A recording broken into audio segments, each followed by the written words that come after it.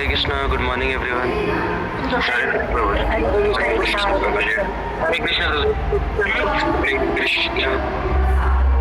हरे कृष्णा, आप सभी का स्वागत है जिज्ञासा के सेशन में। तो जो लोग न्यूली ज्वाइन किए हैं उनके जानकारी के लिए हम लोग भगवद गीता के ऊपर चर्चा करते हैं, लेकिन हफ्ते में कुछ दिन जिज्ञासा सेशन रखते हैं जिसमें कि जिसको कोई भी प्रकार की जिज्ञासा है, कोई भी सवाल है, तो वो सारे सवालों का जवाब इस जिज्ञासा सेशन में होता है। तो टुडे इज़ ऑल्सो सिमिलर जिज्ञासा सेशन। तो स्टार्ट करेंगे, पहले थोड़ा प्रार्थना करके। तो आप सभी मेरे साथ बोल सकते हैं, सामने स्क्रीन पे आपको दिख रहा है, तो you all can repeat, you all can recite with me, along with me. ओम ज्ञान तिमिरान्धस्य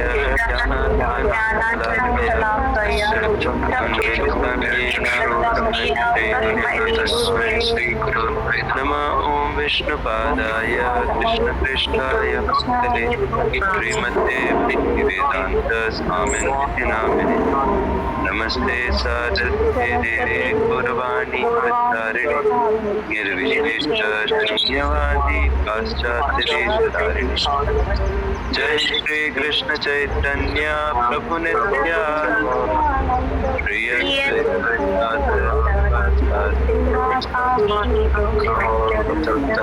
हरे कृष्ण कृष्ण कृष्ण हरे राम राम राम हरे हरे।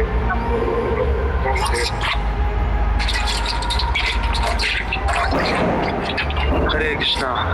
तो आज के जो क्वेश्चंस हैं थोड़े सेंसिटिव क्वेश्चंस हैं, तो I will try my best to give as much clarity as possible.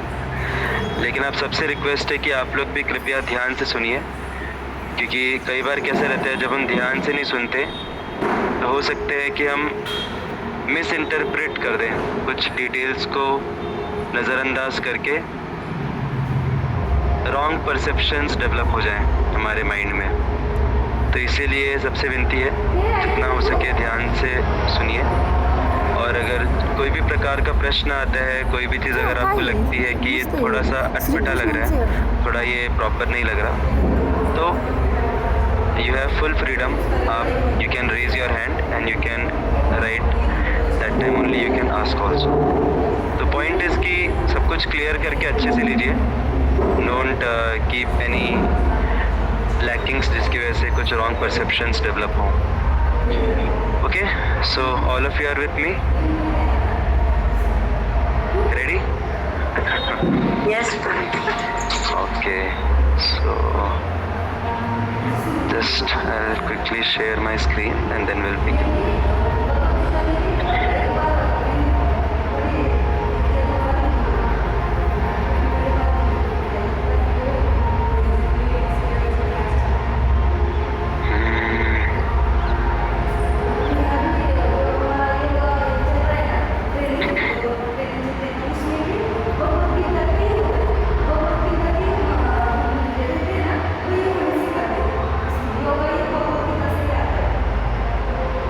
मेरा व्हाट्सएप स्क्रीन दिख रहा है आप सभी को?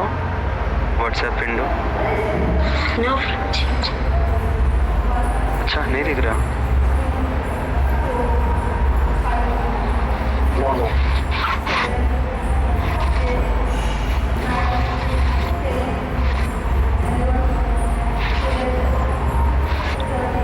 अभी तक नहीं दिखा? ठीक है प्रभु के। अभी दिख रहा है ना? ये ओके,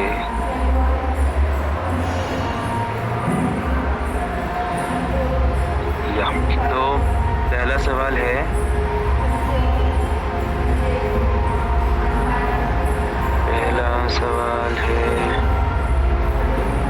एक मिनट, मुझे अपने एंड पे नहीं दिख रहा अभी।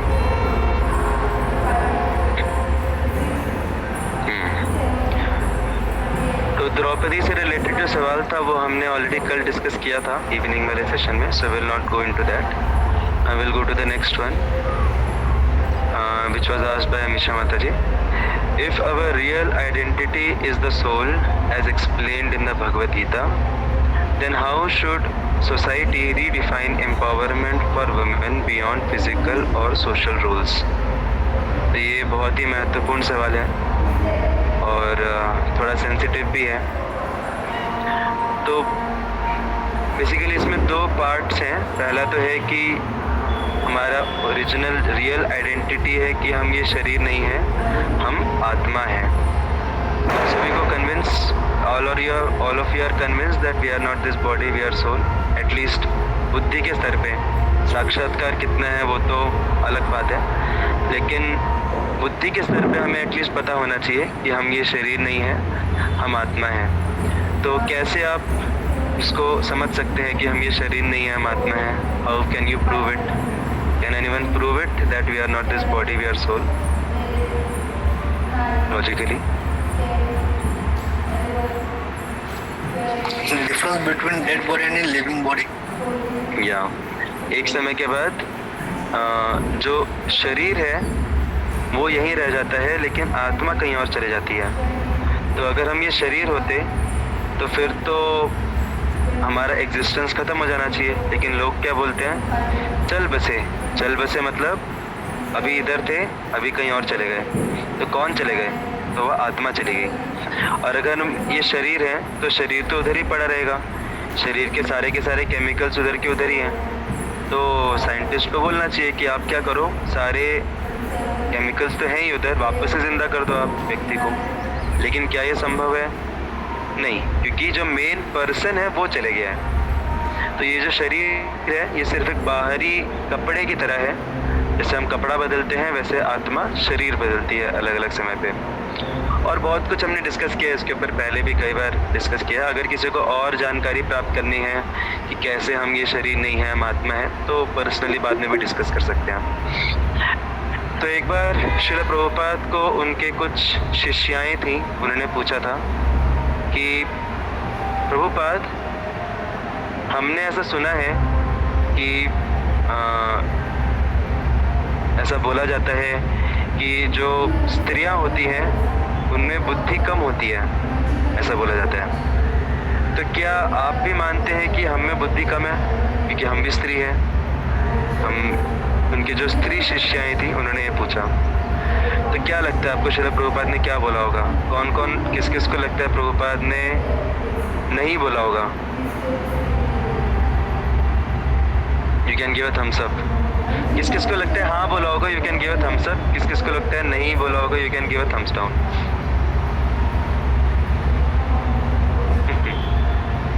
आप लोगों को सरप्राइज हो गए सुन के। श्रील प्रभुपाद ने बोला हाँ, तुम में बुद्धि कम है, ऐसा श्रील प्रभुपाद ने अपने शिष्याओं को बोला। और फिर कुछ समय बाद श्रील प्रभुपाद ने बोला, अगर तुम खुद को स्त्री समझती हो तो तुम्हारी बुद्धि कम है। समझ रहे सबको?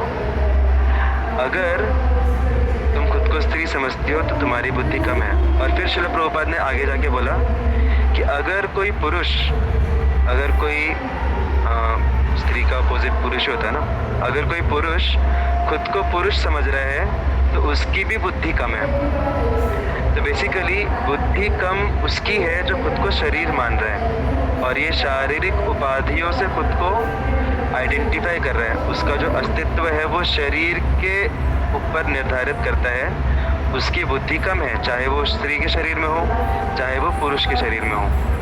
तो वास्तविक बुद्धिमानी क्या है, वास्तविक इंटेलिजेंस क्या है कि हम समझें कि ये सारी उपाधियों से परे हमारा अस्तित्व है। हम हैं आत्मा, और आत्मा ना ही स्त्री होती है, आत्मा ना ही पुरुष होता है, आत्मा तो सिर्फ भगवान का अंश होता है और आत्मा दिव्य स्तर पे होती है। राइट? तो इस तरीके से हम समझ सकते हैं कि हम ये जो स्त्री और पुरुष का ये जो हमने उपाधि लेके रखा है ये बहुत बाहरी उपाधि है। हो सकता है आप में से जितने भी यहाँ पे स्त्रियाँ हैं, हो सकता है अगला जन्म आपको पुरुष का मिले, हो सकता है अभी जितने भी पुरुष हैं उनको अगला जन्म स्त्री का मिले, या इंसान का ही ना मिले, किसी दूसरे योनि में मिले। तो ये सारी उपाधियाँ हमारी बदलती रहेंगी, सिर्फ एक ही उपाधि है जो हमारी कभी नहीं बदलेगी। हम किसी भी शरीर में हो, चाहे स्त्री के शरीर में हो, पुरुष के शरीर में हो, देवी देवताओं के शरीर में हो, या जानवरों के शरीर में हो, या पेड़ पौधों के शरीर में हो, एक ही उपाधि है जो कभी भी हमारी नहीं बदलेगी, और वो है कि हम सभी भगवान के अंश हैं और हम सबसे भगवान प्रेम करते हैं और हम सभी भगवान के सेवक हैं। तो ये उपाधि हमेशा हमारे साथ रहेगी। और जो इसको नहीं समझता है, जो खुद को स्त्री या पुरुष मानता है, वो कम बुद्धिमान है। तो ऐसा शिल प्रभुपाद ने बोला। जनरली शिल प्रभुपाद के जवाब काफ़ी सीधे साधे नहीं रहते थे वो काफ़ी सरप्राइज करने वाले रहते थे सामने वाले को, क्योंकि वो डीपर लेवल पर रहते थे। तो एक जो ज्ञानी व्यक्ति रहता है, पंडित व्यक्ति रहता है, उसका एक लक्षण रहता है कि वो सबको समान भावना से देखता है। तो जैसे I am not sure Bhagavad Gita में आता है या भागवतम में आता है, एक बहुत ही अच्छा फेमस श्लोक आता है, विद्या विनय संपन्ने ब्राह्मणी गविहस्तिनी शुनि चैव स्वपाके च पंडिता समदर्शिना। किसी ने सुना है पहले ये श्लोका? नहीं सुना है? ललित प्रभु ने। आपको पता है कहाँ पे आता है श्लोक, कौन से शास्त्र में आता है? Anyone nose? ओके, मुझे भी याद नहीं आ रहा, बट भगवद गीता ही है।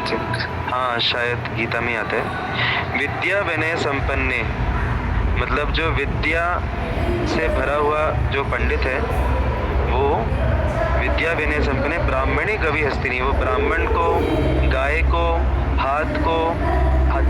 हाथी को, कुत्ते को, और कुत्ते को खाने वाले को, शुनि चैव स्वपाके च, मतलब जो चंडाल रहते हैं, चंडाल का डेफिनेशन है जो कुत्ते को खाते हैं। तो ऐसे हर प्रकार के योनियों में जितने भी लोग हैं, उन सबको वो समभावना से देखता है, पंडिता समदर्शिना। तो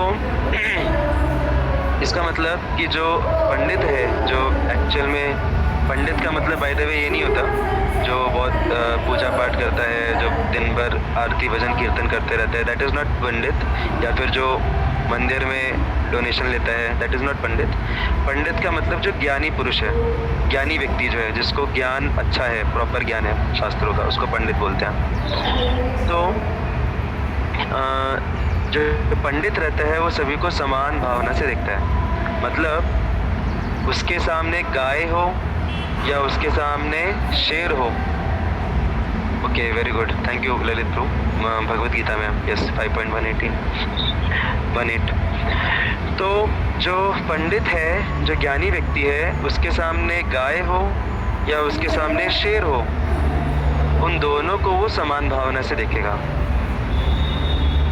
तो क्या इसका मतलब ये है कि शेर को भी वो आलिंगन करेगा, जैसे गाय को आलिंगन करेगा, वो गाय का दूध निकालेगा, वैसे ही क्या वो शेर, अगर ठीक है शेर है उसके सामने शेर का भी दूध निकालेगा, वो शेर को भी आलिंगन करेगा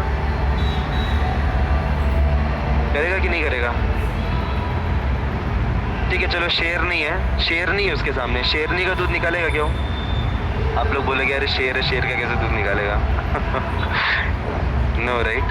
तो फिर समान भावना कैसी हुई उसकी, समदर्शी कैसे हुआ वो? यस, वो तो अलग तरीके से बिहेव कर रहा है।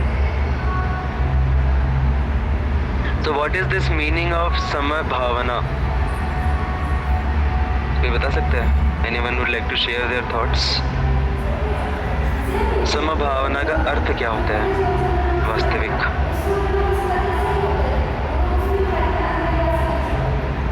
क्या हर एक व्यक्ति, हर एक योनि में हर एक जीव जो है, क्या वो समान है या फिर वो सब अलग हैं? किस किस को लगता है सारे जीव समान हैं और किस किस को लगता है सारे जीव अलग अलग हैं? समान है तो थम्स अप, अलग अलग है तो थम्स डाउन।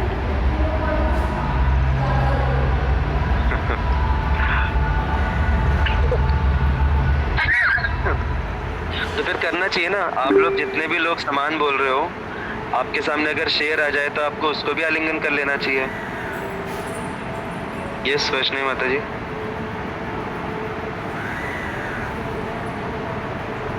आपने हैंड रेस किया है। हरे कृष्णा। लाइक समान मतलब वो देखता है कि हर एक के व्यक्ति के हृदय में परमात्मा है, so he treats everyone equal on the level of soul and body changes. So correct. I think तो exactly, very good. Same answer is given by Sana Mata ji and Tejas प्रो ऑल्सो इन द चैट. तो जो पंडित रहता है, जो ज्ञानी व्यक्ति रहता है, वो सबको समभावना से देखता है. इसका मतलब क्या है? वो सबको रिस्पेक्ट करता है, सबको सम्मान करता है, क्योंकि हर एक जीव जो है वो भगवान का अंश है. लेकिन सम्मान करने का तरीका अलग है. हो सकता है वो गाय को सम्मान करे उसका दूध निकाल के, हो सकता है शेर को सम्मान करे भाग के, राइट उससे दूर भाग के वो शेर को सम्मान कर रहे हैं. तो सम्मान सभी को करता है, किसी का अपमान नहीं करता, लेकिन सम्मान करने के तरीके अलग अलग रहते हैं. जैसे बोलते हैं ना, we should respect some people from the distance. तो but still there should be respect. तो वही फर्क है हमारे आधुनिक सभ्यता में और जो वैदिक सभ्यता है उसमें. आधुनिक सभ्यता में सबको समान भावना से देखना, इसका मतलब क्या समझा जाता है कि हर एक व्यक्ति एक जैसा होना चाहिए. जैसे हमारे आधुनिक समाज जो है, देखिए एक बात तो बहुत क्लियर है कि कोई भी समाज की दिशा निर्धारित होती है एजुकेशन सिस्टम से, right? All of you agree?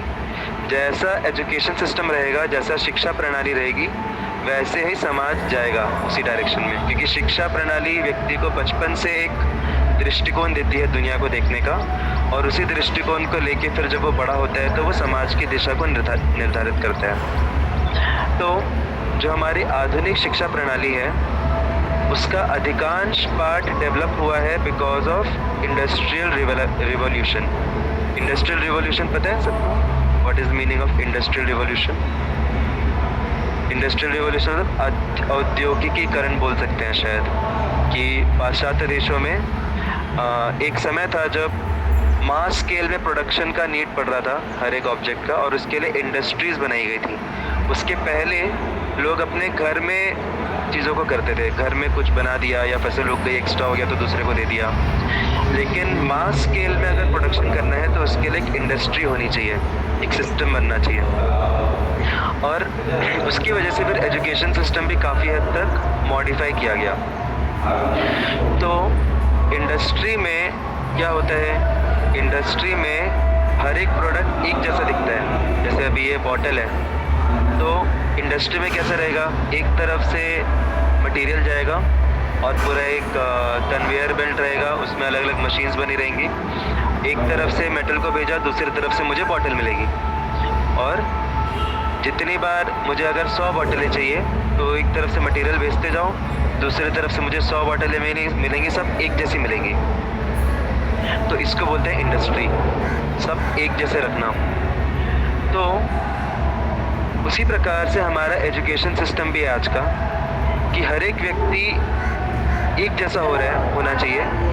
अगर वो एक जैसा नहीं है, अगर उसके अंदर विविधताएं दिख रही हैं, मतलब वो किसी काम का नहीं है. जैसे मैं इसका एक उदाहरण दूंगा कि ऑफ कोर्स अभी सिचुएशन काफ़ी हद तक बदल भी रही है, that is a good thing.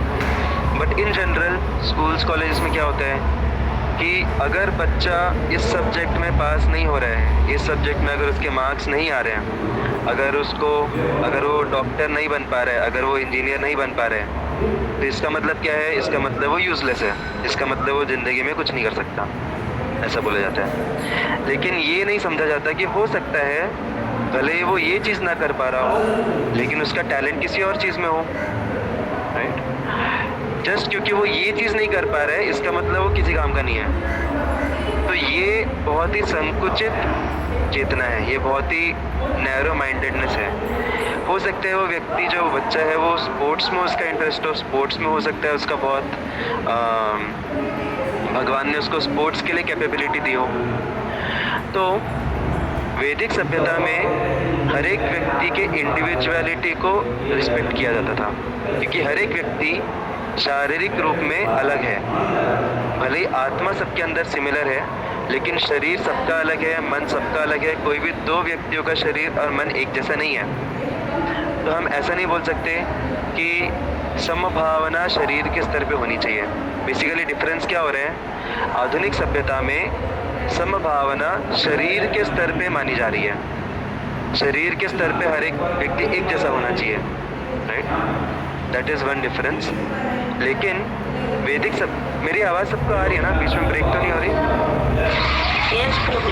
क्योंकि मुझे कंप्यूटर पे थोड़ा ये होते हुए दिख रहा है, ब्रेक हैंग होते हुए दिख रहा है। तो आधुनिक सभ्यता में समानता की भावना शारीरिक स्तर पे मानी जाती है, और वैदिक सभ्यता में ये अच्छे से समझा जाता है कि शारीरिक स्तर पे हर एक व्यक्ति अलग है, और लेकिन आत्मा के स्तर पे, आध्यात्मिक स्तर पे हर एक व्यक्ति समभाव में है, समान स्तर पे है। तो क्योंकि आधुनिक सभ्यता में आत्मा के बारे में, स्पिरिचुअल एग्जिस्टेंस, आध्यात्मिक प्लेटफॉर्म के बारे में किसी को पता ही नहीं है, तो उनको लगता है कि सबको समान दर्जे पे ट्रीट करना चाहिए, सबको समान होना चाहिए शारीरिक स्तर पे। तो इसकी वजह से एक मेंटालिटी आती है कि अगर लोग इस क्राइटेरिया में फिट हो रहे हैं मतलब अच्छा है, अगर इस क्राइटेरिया में फिट नहीं हो रहे मतलब they are at the lower level, ऐसा आजकल के ज़माने में माना जाता है, कंपैरिजन किया जाता है लोगों में। लेकिन वैदिक सभ्यता में कंपैरिजन नहीं हुआ करता था। जैसे अभी पांचों उंगलियां, कई बार ये एग्जांपल आपने सुना होगा कि भले ही हाथ में पांचों उंगलियां अलग अलग साइज़ की हैं, लेकिन क्या हम बोल सकते हैं कि सबसे छोटी उंगली जो थंब है क्योंकि वो छोटी है, क्या वो निचले स्तर पे है? कोई मानता है ऐसा? अगर इसको भगवान ने जिस प्रकार का नेचर दिया है, उस प्रकार के नेचर और टैलेंट और साइकोलॉजिकल, साइकोफिजिकल बिल्डअप से वो अपने तरीके से कंट्रीब्यूट कर रहे हैं सोसाइटी में। अगर आप उसमें ये मानने लग गए कि ये हायर है, ये लोअर है, तो उसके बेसिस पे फिर हमको हायर लोअर हटाने के लिए सबको इक्वल कर देना चाहिए। मतलब ये दो प्रकार की एक्सट्रीम्स हैं। एक एक्सट्रीम क्या है कि कोई कंपैरिजन नहीं रहना चाहिए, तो सबको इक्वल बना दो। ये पॉसिबल ही नहीं है, क्योंकि ये ऐसा हो ही नहीं सकता ना, सब लोग अलग अलग हैं। शारीरिक स्तर पे, मानसिक स्तर पे हर कोई अलग अलग है, सबको आप इक्वल नहीं बना सकते। दूसरा एक्सट्रीम हो गया कि ये हायर है, ये लोअर है, ये भी गलत है, क्योंकि कोई हायर कोई लोअर नहीं है, सब अपने अपने तरीके से कंट्रीब्यूट कर रहे हैं सोसाइटी में। तो इसीलिए वैदिक सभ्यता बहुत मैच्योरिटी से इस सिचुएशन को हैंडल करती थी। वैदिक सभ्यता में माना जाता था शास्त्र के आधार पे कि आत्मा के स्तर पे, आध्यात्मिक स्तर पे समभाव होना चाहिए।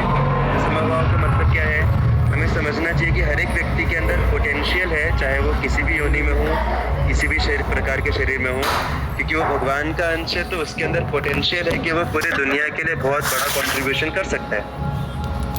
और दूसरी बात कि हमें सबको रिस्पेक्ट करना चाहिए, लेकिन शारीरिक स्तर पे हमें उनको उनके मेंटालिटी और उनके शारीरिक जो जैसा बनावट है उसके हिसाब से हमें उन्हें एंगेज करना चाहिए। सबको एक ही तरीके से एक ही सांचे में ढालने का प्रयास नहीं करना चाहिए। इसीलिए गुरुकुल सिस्टम में क्या हुआ करता था, जब भी बच्चा गुरुकुल में जाता था, अभी ऑफ कोर्स आज तो गुरुकुल बचे नहीं, सब खत्म हो गए, लेकिन वैदिक सभ्यता में गुरुकुल में ऐसा नहीं होता था कि चलो सबको एक ही तरीके का एजुकेशन दो। सबसे पहले बच्चे का गुण और कर्म समझे जाते थे। वो क्या उसके गुण क्षत्रिय वाले हैं, वैश्य वाले हैं, ब्राह्मण वाले हैं या शूद्र वाले हैं, और उसके हिसाब से उसको आगे जाके ट्रेनिंग दिया जाता था, जिससे कि वो खुद भी सेटिस्फाइड रहे और अपना बेस्ट वो कंट्रीब्यूट कर पाए सोसाइटी में।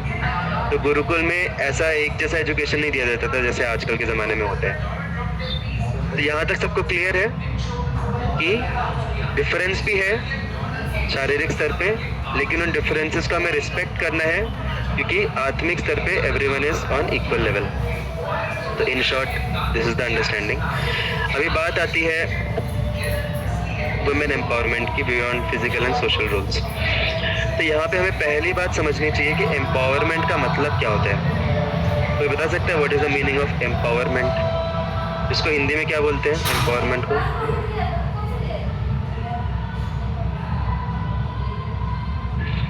एटलीस्ट जो लोग एम्पावरमेंट बोलते हैं उनको तो पता होना चाहिए एम्पावरमेंट का मतलब क्या है। एटलीस्ट हिंदी ट्रांसलेशन क्या है एम्पावरमेंट का? Anyone nose? Freedom. Very good, I was expecting this. Okay freedom, अच्छा हिंदी, मैंने हिंदी में बोला, हिंदी उसका ट्रांसलेशन आजादी। आज़ादी। ओके देखो, एम्पावरमेंट का मतलब होता है सशक्तिकरण, अगर हम उसको हिंदी में ट्रांसलेट करें तो एज इट इज सशक्तिकरण, एम्पावरमेंट, पावर देना, शक्ति देना। ओके। तो यस,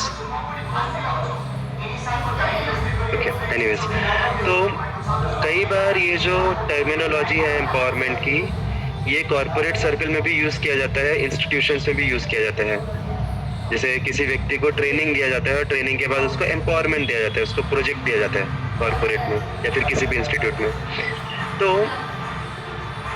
एम्पावर करना एक व्यक्ति को, इसका अर्थ, उसमें एक बहुत इंपॉर्टेंट पार्ट है उसको फ्रीडम देना, जैसा माता जी ने बोला, उसको माइक्रो मैनेज नहीं करना, उसको अपने हिसाब से कंट्रीब्यूट करने के लिए उसको आज़ादी देना।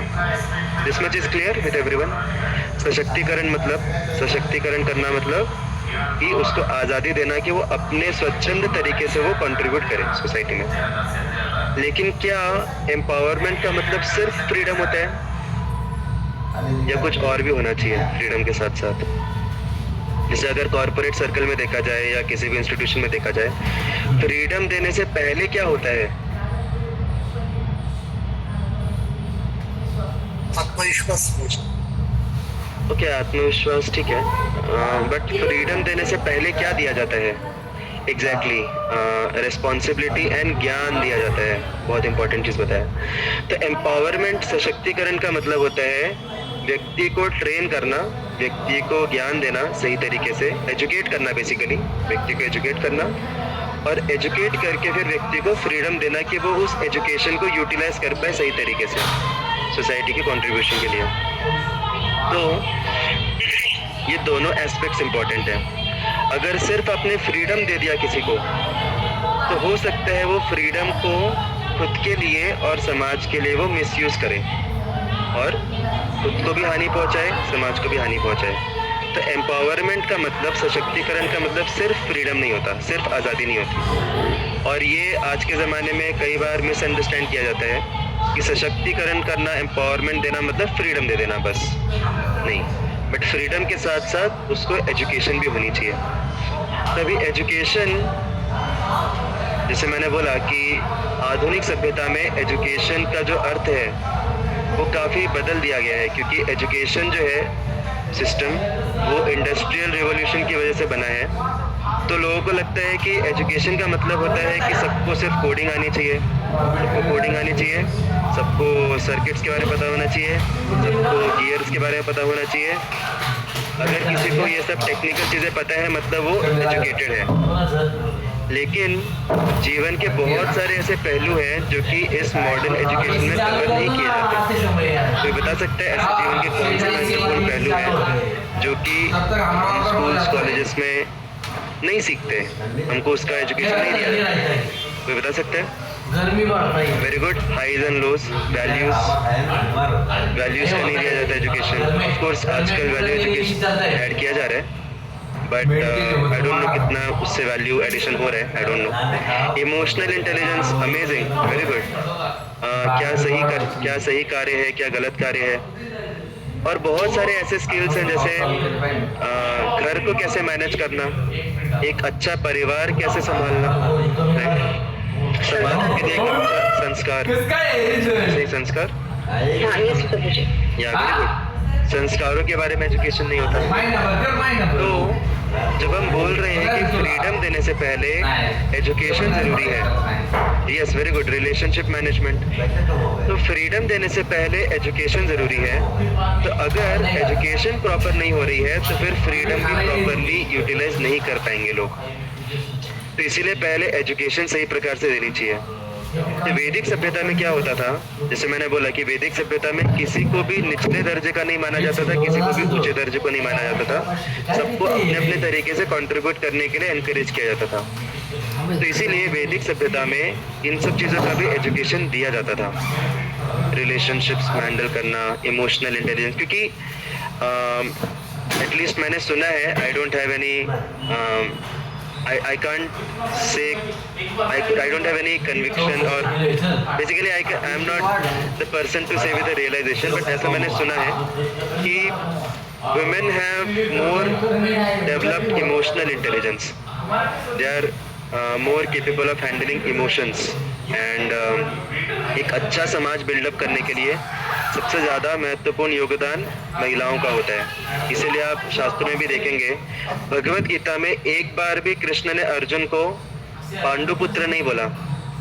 हर बार क्या बोला कृष्ण को? अलग अलग नाम कृष्ण ने अर्जुन को कौन्तेय,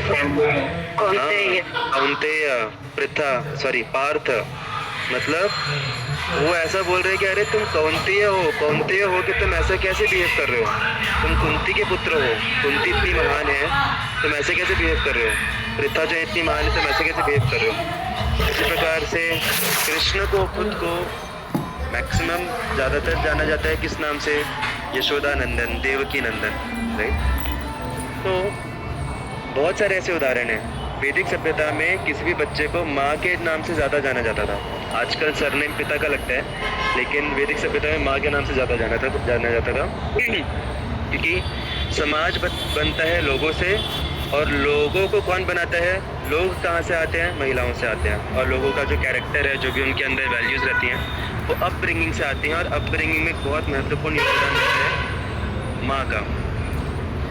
तो इसीलिए माँ जो है, जो भी महिलाएं हैं, उनको प्रॉपर एजुकेशन बहुत ज़रूरी है। ऑफकोर्स सभी को एजुकेशन ज़रूरी है, बट खास करके क्योंकि पूरा समाज बन रहा है महिलाओं के योगदान से, तो महिलाओं के लिए प्रॉपर एजुकेशन बहुत ज़रूरी है।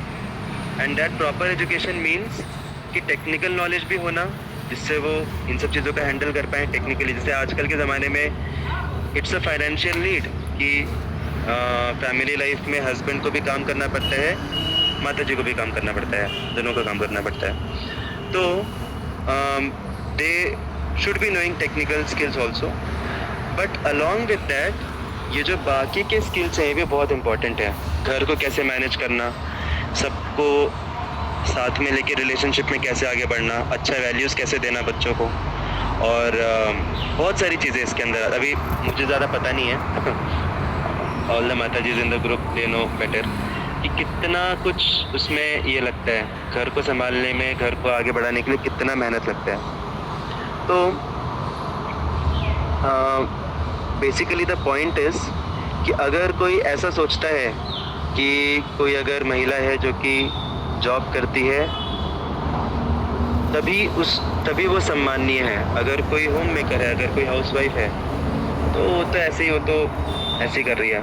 तो मतलब कि ऐसे व्यक्ति की बहुत ही संकुचित चेतना है, ऐसे व्यक्ति के को हम नैरो माइंडेड बोलेंगे, क्योंकि वो समझ नहीं रहा कि घर को संभालने के लिए कितना स्किल्स और कितना मेहनत लगता है, कितना इमोशनल डेप्थ लगता है, राइट। इन सब चीज़ों को नज़रअंदाज किया जा रहा है। तो as far as the needs are concern, financial needs are concern, it is another thing, but unless the financial needs are not so much, हमें समझना चाहिए कि एक जो गृहिणी है, एक जो माता जी हैं, उनका घर को संभालने में कितना बड़ा योगदान है, क्योंकि पूरा समाज बनता है घर से। अगर घर को संभालने वाला कोई नहीं है तो समाज भी पूरा गलत डायरेक्शन में जाएगा। सो दैट्स हाउ वैदिक सभ्यता में और ख़ास करके स्पिरिचुअलिटी में भी, हमारे इस्कॉन में भी ऐसा देखा जाता है। जैसे Tejvati Mata ji can more elaborately tell on that महिलाओं को हर प्रकार का ट्रेनिंग दिया जाता है। Home management is also kind of science, ये भी एक बहुत बड़ा विज्ञान है, बहुत बड़ी कला है, कोई ऐसा टाइम पास नहीं है, वो बहुत बड़ी बात है, बहुत मुश्किल है वो करना। तो पॉइंट इज़ कि वैदिक सभ्यता में एजुकेशन जो था वो बहुत ब्रॉडर लेवल पे था, उसमें बहुत सारे पहलुओं को कवर किया जाता था। और जब एक स्त्री जो है, एक महिला वुमेन जो है, वो जब इस प्रॉपर तरीके से बहुत अच्छे से एजुकेट हो जाती थी तो फिर उसको एम्पावर किया जाता था, राइट। बट एम्पावरमेंट में एजुकेशन बहुत ज़रूरी है जितना कि आज़ादी। तो अगर आज के ज़माने में अगर हम बोलते हैं कि वुमेन एम्पावरमेंट कैसा होना चाहिए आध्यात्मिक स्तर पे, तो पॉइंट है कि आज़ादी सबको मिलनी चाहिए अपने तरीके से जीवन जीने की, लेकिन उस पर एजुकेशन भी मिलना चाहिए इन सारे पहलुओं के बारे में. So in short I try to speak something on this. हमारे पास टाइम बचा नहीं है अभी. अगर किसी को इसमें फर्दर, एक्चुअली बहुत कुछ है इसके ऊपर बोलने के लिए. Maybe we can continue this discussion further in the next session also, maybe, I am not sure. तो अगर किसी को और कुछ भी प्रश्न है इसके बारे में तो वो पर्सनली व्हाट्सएप कर सकते हैं. We will deal with all this questions ahead also. So in short, if I have to summarize all this discussion, कि we should respect everyone and we should let everyone contribute nicely, but we should let them contribute in their own way and we should respect the contribution they are doing as per their own nature. हमको comparison नहीं करना चाहिए कि ये higher है, ये lower है, like that. That's the summary. है कि नहीं मीटिंग में सब लोग? ये मैं अकेले बोले जा रहा हूँ बस. नहीं, Hare Krishna. Hare Krishna. Thank you so much for staying till the end. And अगर किसी को कोई भी चीज़ के बारे में जो भी मैंने बोला कुछ आपत्ति लगी या कुछ अगर आपको लगता है कि इसमें और कुछ ऐड करना चाहिए, then please feel free to let me know later. Hare Krishna. Thank you so much. Srila Prabhupada की.